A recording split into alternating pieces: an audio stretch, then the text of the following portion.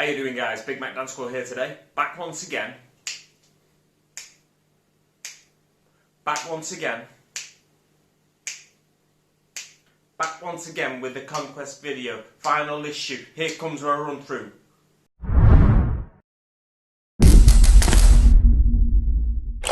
So, here it is. Issue 80 of Conquest. The final issue. Curiously, I can't remember if I mentioned it on the last week's episode. Curiously, though, on the Hatchet Partworks website, you can subscribe to Conquest from issue 81.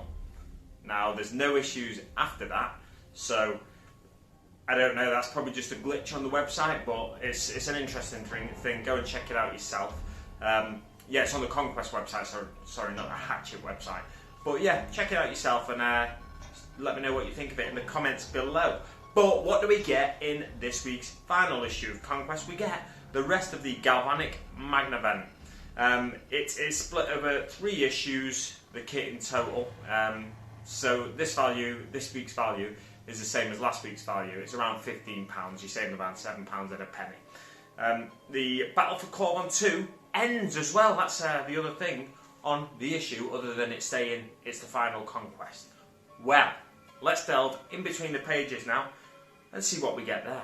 On page 1, we get Sisters of Battle. Now, Sisters of Battle have recently had all of their kits updated, pretty much all of their kits updated, into plastics. For years, they were just available in the old metal models. They weren't even updated into fine cast. There were a few resin kits over the years, the Sister or Canoness Viridian kit. And I'm sure there've been 1 or 2 others, but they don't spring to mind. Maybe they're not, maybe they're just all metal. So yeah, we get Sisters of Battle, and the Adeptus Sororitas, aka the Sisters of Battle, are the warriors of the Ecclesiarchy. So the Sisters of Battle is what the average Imperial citizen calls them, and the Adeptus Sororitas is their official name. Yeah, so they're the warriors of the Ecclesiarchy, which is basically the Imperial Church.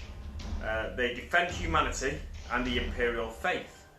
They ensure the word of the Emperor reaches every corner of the Imperium. The title is the Adeptus Sororitas, and their allegiance is, of course, the Imperium of Mankind. They have, I think, 6 major Orders Majoris, 3 of which are the Order of our Martyred Lady, the Order of the Sacred Rose, and the Order of the Ebon Chalice. And some renowned heroes as well are Saint Celestine and Unit Eruita. That's how I'm going to pronounce that name. Unit Eruita. So, how do you like my pronunciation of that strange name spelled Junithe Eurita? Let me know in the comments below. Their weapons of choice are the Holy Flame and Bolter.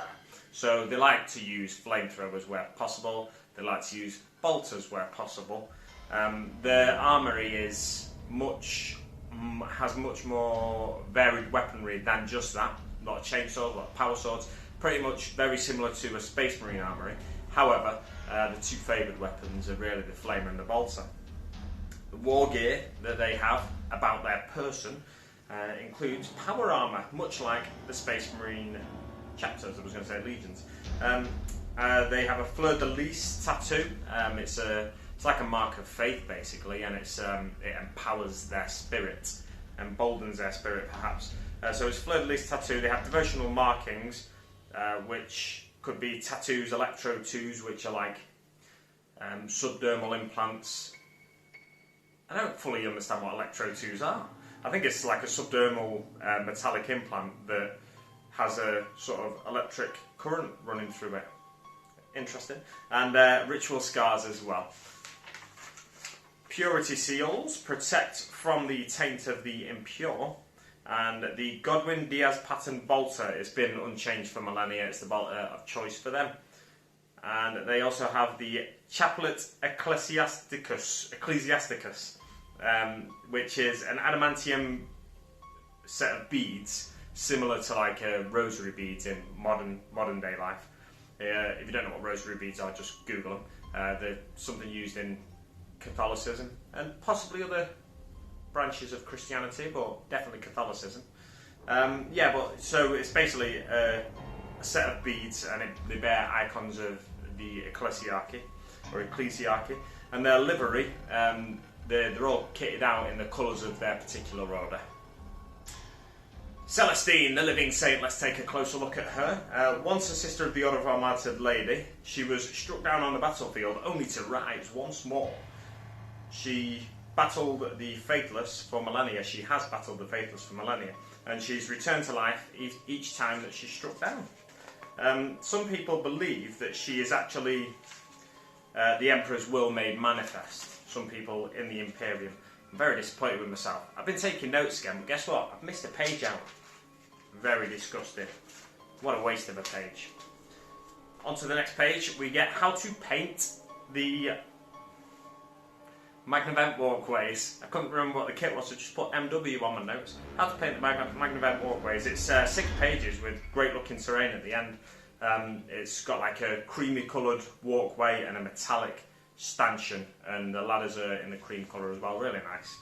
And then the rules for the Magnavent Walkway come on the next page in the sort of the rules section, and you place them on the mat at the centre of the picture where shown here. So it's around a shipping container. They usually surround the galvanic Magnavent though, which is the chimney stacks I've discussed on previous videos. And the reason they are around the galvanic Magnavent is to basically allow workers to repair, modify and attend to the needs of the galvanic Magnavent. Infantry, beasts, swarms and flying units can start or end their move on the upper level. Units with the keyword fly can start or end their move on the upper level. Infantry on or within the terrain piece, wholly on or within the terrain piece, gain the benefit of cover, and other units, so basically your vehicles and your bigger units and stuff, they gain the benefit of cover if at least 50% of their body or chassis is obscured by the terrain piece itself. So it's the same as the other terrain rules really for obscuring vehicles. And then on the next page we've got some examples of where and how to climb the walkways and how to benefit from cover as well. So it's really simple. And then the following page we get a mission briefing. Could Korvon II fall to become a Death Guard world, a demon world? Let's find out. The Death Guard aim to turn Korvon II into a demon world. Felthius could be punished if he fails to do so though, because there's been that many Death Guard lives wasted that Mortarians get a bit annoyed at this, and it's only thanks to the arrival of Typhus really that the Death Guard are still on the verge of turning Korvon II into a demon planet. The warp now bleeds through reality on certain points of the planet though, and it is like teetering on the brink of turning into a demon world. The Death Guard forces mass in Alistranda, which is a shattered AdMech facility where the warp is very strong. Typhus' attack in the last issue has drawn some Ultramarine forces away from that city, or that facility rather, and Asheran's scouts have spotted a Noctilith crown being built at the centre of the warp nexus, so that's where the warp is at its strongest within the facility. And the Noctilith crown is it's an arcane structure that weakens the bridge, weakens the wall between reality and the immaterial. Ultramarines need to strike before the Noctilithic crown. I should have really practiced this word, but I'm struggling with it and I've had to say it a few times. So, the Ultramarines must strike before the Noctilithic crown is operational. Asheran will lead the attack. That's how serious this is. They've got their captain leading the attack, the Ultramarines. The Death Guard dominate the planet, as you can see behind me on this display, this like planetary map. The Death Guard have got tons of the planet, but the good thing for the Ultramarines is they hold some key locations. A lot of the key cities are still in the Ultramarines and the Imperium's hands. So the balance is still, you know, it's teetering on the brink. It could go either way. Mission 63. We get the mission map. You can place the Noctilith crown at the centre of the map shown above.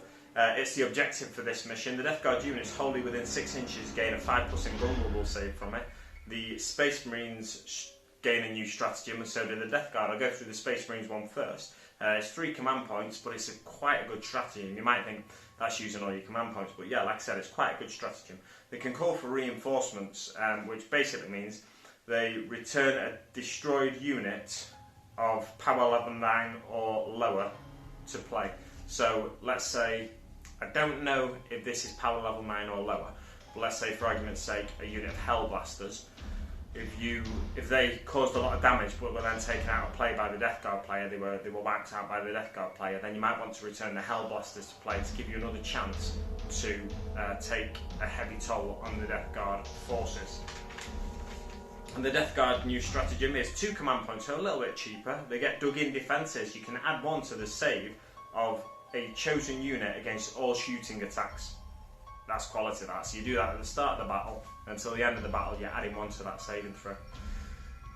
Each side, each player picks an army of maximum 60 power level. They have 3 command points each. The Death Guard player deploys first, the Space Marine player then deploys. The Death Guard player deploys in the centre of the battlefield around the Noctilith Crown. The Space Marine player deploys at either end of the battlefield, and the Space Marine player gets the first turn. The victory conditions are pretty simple in this one. Well, simple-ish. It's a bit wordy, but basically how you achieve a victory in this mission is you add up the total number of, or the total power level of your units within 6 inches of the Noctilith Crown, and if your total is greater than your opponent's total, you win the battle. How simple is that? Well, it's pretty simple. I'd say it's only one objective. It's the ultimate final showdown, I'd say, which is really cool. And then depending on who wins the battle, depends on what narrative then comes on the next 2 pages. So if the Death Guard win the battle, the planet turns into a demon world, into a plague planet. But if the Space Marines win the battle, they end up eradicating the Death Guard forces from the planet. Yeah, that's what the last 2 pages are dedicated to, these 2 narrative bits. I won't go into too much detail spoiling it, but that's what I imagine is going to happen. I've not actually read it myself, so I'm just imagining that that's what is happening on those 2 pages. Yeah, that's it for Conquest. But not really. It's not really it for Conquest. I do plan, like I said, on getting more painting showcases up, and I also plan on getting some battle reports up, hopefully. Fingers crossed. If I've just got another job to do at weekend, but if I can get a little bit done at weekend, a little bit of filming done at weekend, then fingers crossed I'll have my first tutorial mission, battle report, up for you next week. Now, it probably won't be Thursday, it might be Wednesday, I'm not sure. Depending on what's probably going to happen on Thursday is the Mortal Realms videos will now switch to Thursday and be my solo video on a Thursday. So more than likely Conquest will switch to another day, not sure which day yet, but if you want to be amongst the first to see the videos, my battle reports, and let me know what you think of them, let me know how you think I can improve them, make sure you press the bell icon below or above, wherever it might be. I think it's below. Press the bell icon below and select all notifications, so you'll be notified when I go live with a video. You'll be notified when a recorded video goes live on my channel. Yes, so more Conquest to come, like I said. But check out my Mortal Realms content if you want as well. If you want a similar sort of weekly video to this, it may interest you. It may not initially interest you, but the more you learn about the Age of Sigmar lore, like I'm doing, the more you might be tempted to give Age of Sigmar a second look, or a third look even, if you've given it a go a few times before. But yeah, it's quite interesting stuff that I've been learning in the first 9 issues. So yeah, like I said, check out the Mortal Realms videos, and I will continue doing the Mortal Realms videos as long as I can get support on my Patreon. I've got some fantastic Patreons already, and some that sponsor videos, sponsor particular issues of the Mortal Realms series. They are my immortal sponsors. They pledge at a $12 level. You can also pledge at a $5 level to help the channel if you like, and a $1 level. And yeah, you get a few little exclusive videos on there. I will have up soon on my Patreon a video of me sharing my thoughts on the short story The Crimson Fist. So check that out. Well, pledge to my Patreon and then you can check that out at some point in the future. Anyway, that's it. It's been an emotional run, this Conquest thing. So I say emotional, it's not really been that emotional, other than me getting stressed about making videos on time and getting them edited to get them up on the channel on a Thursday morning. When I finally settled into that rhythm, it's great, but then Mortal Realms comes along and I've got to make a Mortal Realms video right after this one now. This is the last time I'll be doing it though, because it's only going to be Mortal Realms from now on, other than my obvious Conquest videos, which I can get filmed at weekend. I don't have that same time constraint of midweek. Let me know what you thought of the series. Let me know what you think of everything about my channel. If you think I can improve the channel in some way, let me know in the comments below. Thanks very much for watching, guys, and I'll see you on the battlefield. For real this time, because I'll be doing back reps at some point in the near future. See you on the battlefield.